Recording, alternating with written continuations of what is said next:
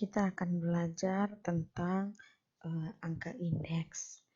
Nah, manfaat dari kita membahas ini atau setelah selesai teman-teman menonton video ini, maka harapan saya adalah teman-teman bisa memahami makna yang terkandung dalam angka indeks serta kegunaannya dalam perekonomian. Terus yang kedua, teman-teman bisa memahami dan membedakan antara angka indeks sederhana dan yang tertimbang. Terus mengetahui berbagai jenis angka indeks dan mengetahui masalah dalam penyusunan angka indeks.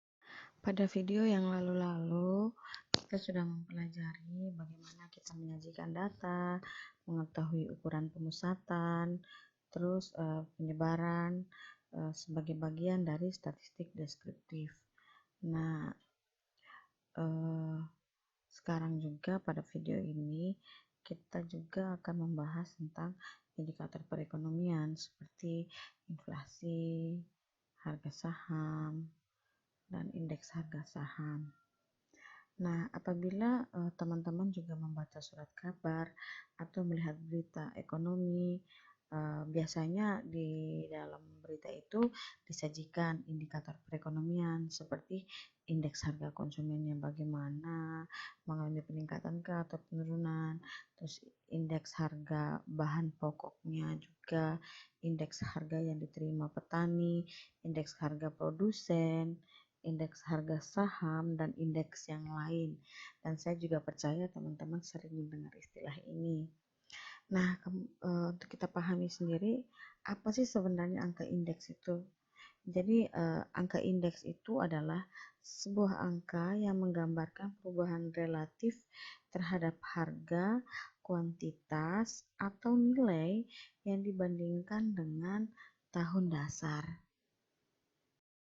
Angka indeks ini juga dapat memperlihatkan bagaimana perubahan itu terjadi, bagaimana harga-harga, pendapatan, produksi, dan nilai produksi berubah seiring dengan perubahan waktu, terus perubahan teknologi, dan sumber daya manusia. Nah, untuk melihat seberapa besar perubahan tersebut, maka angka indeks itu membandingkannya dengan tahun dasar, di mana tahun dasar itu adalah tahun pembanding yang dipilih secara bebas, dan tahun dasar itu juga dirubah setiap 10 tahun. Seperti ada tahun dasar 1973, tahun dasar 1983, tahun dasar 1993, 2003, 2013. Angka indeks ini akan membandingkan bagaimana sih kondisi misalnya tahun 2007 itu jika dibandingkan dengan tahun 1993. Apakah sama meningkat atau sama menurun. Nah, pemilihan tahun dasar untuk angka indeks itu biasanya juga memperhatikan beberapa hal. Yang pertama, tahun yang dipilih sebagai tahun dasar itu menunjukkan kondisi perekonomian yang stabil. Nah, apabila kondisi tidak stabil, misalnya ya tahun 1997 sampai 1998 itu dalam kondisi krisis. Nah, di situ kan perekonomian tidak berjalan normal sehingga tidak dapat dibuat sebagai tahun dasar perbandingan. Nah, pertimbangan idealnya adalah untuk membandingkan sesuatu seharusnya dibandingkan dengan sesuatu yang normal. Terus yang kedua yang harus diperhatikan yaitu tahun dasar itu diusahakan tidak terlalu jauh dengan tahun yang dibandingkan. Itulah sebabnya tahun dasar itu jaraknya itu 10 tahun. Jadi setiap 10 tahun itu dirubah tahun dasarnya. Sebab tidak baik juga apabila setiap tahun mengubah tahun dasarnya.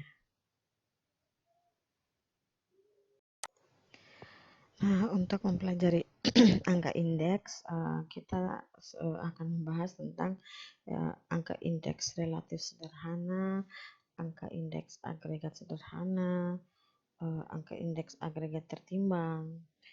terus macam-macam indeks nanti yang akan menjadi tugas atau latihan buat teman-teman, dan beberapa masalah dalam penyusunan angka-angka indeks.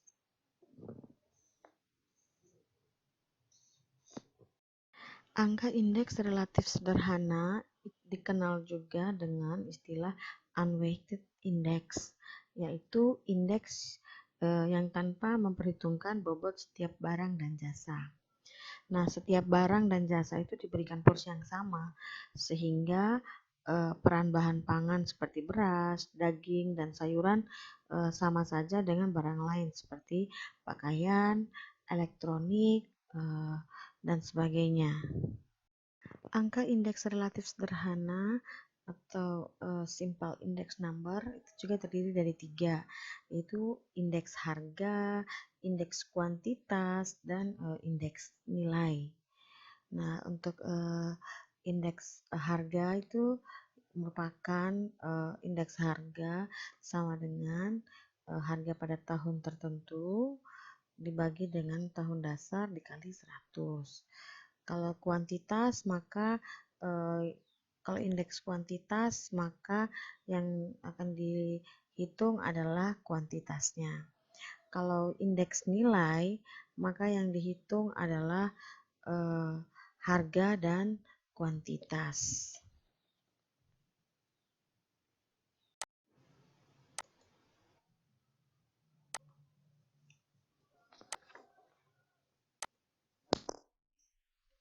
Contohnya harga ini adalah harga beras ya per kilogram Indonesia. Kita mau menghitung indeks harga relatif sederhana. Nah, rumusnya adalah ini ya tadi, indeks harga sama dengan harga pada tahun tertentu dibagi dengan harga pada tahun dasar dikali 100. Di sini kita sudah punya ada 8 tahun dari tahun 2010 sampai tahun 2018. Nah, harga berasnya sudah ada. 1 kilo itu 7.084 di tahun 2010 dan seterusnya. Pada tahun 2018 harga berasnya menjadi 12.054. Nah, langkah yang berikutnya adalah kita harus mencari indeksnya. Indeksnya itu di sini yang menjadi tahun dasar adalah tahun 2011.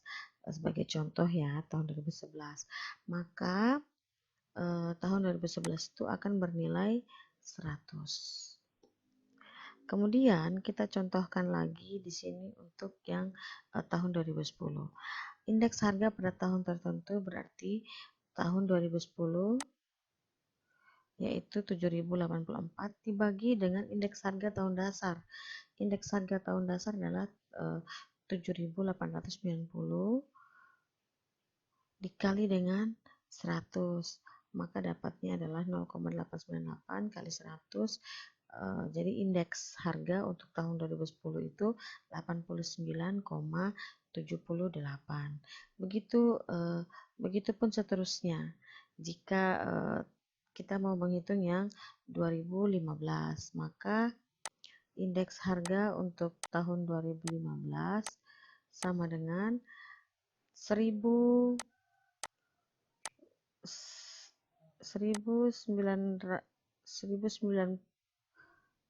tahun 2015 ya, 10.915 dibagi dengan tahun dasar yaitu 7.890 kali 100. Nah, dapatlah 138,34.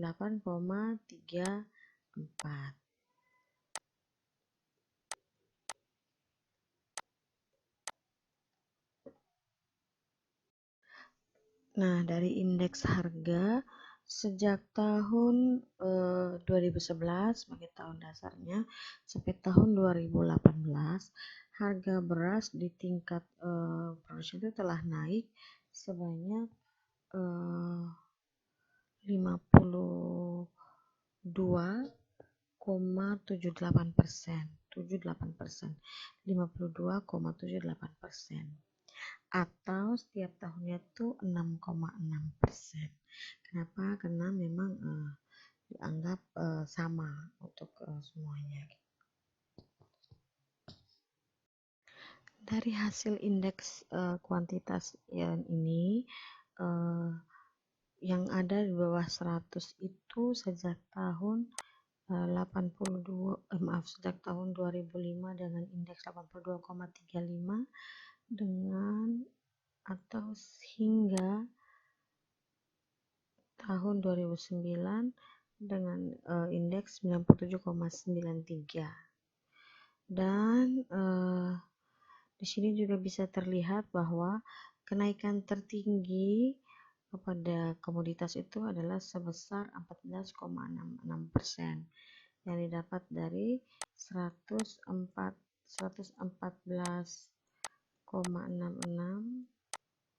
dikurang dengan 114,66 itu yang nilai tertinggi ya, indeks tertinggi, yaitu di tahun 2015.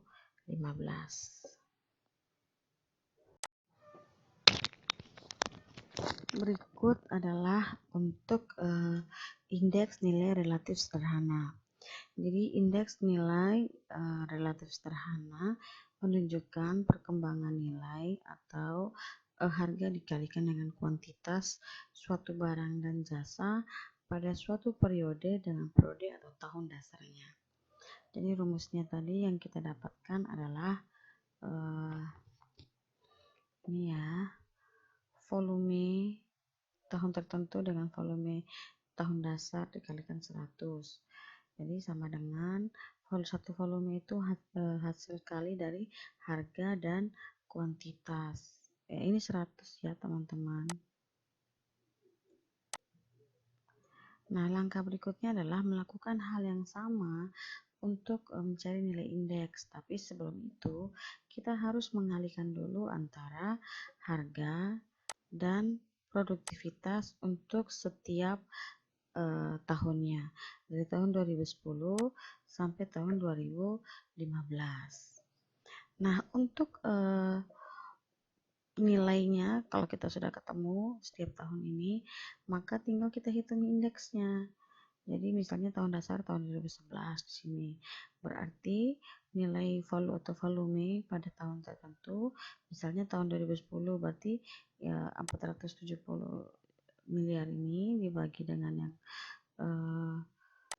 tahun dasar dikalikan dengan 100, hasilnya adalah 90,76%.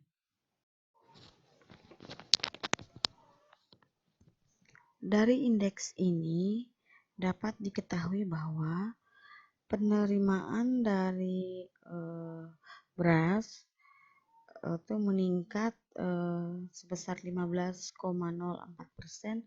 dari tahun 2011 ke tahun 2012. Sedangkan selama periode 2011 sampai 2015 penerimaannya meningkat sebanyak 58,62% atau meningkat sebanyak 11,73% per tahunnya.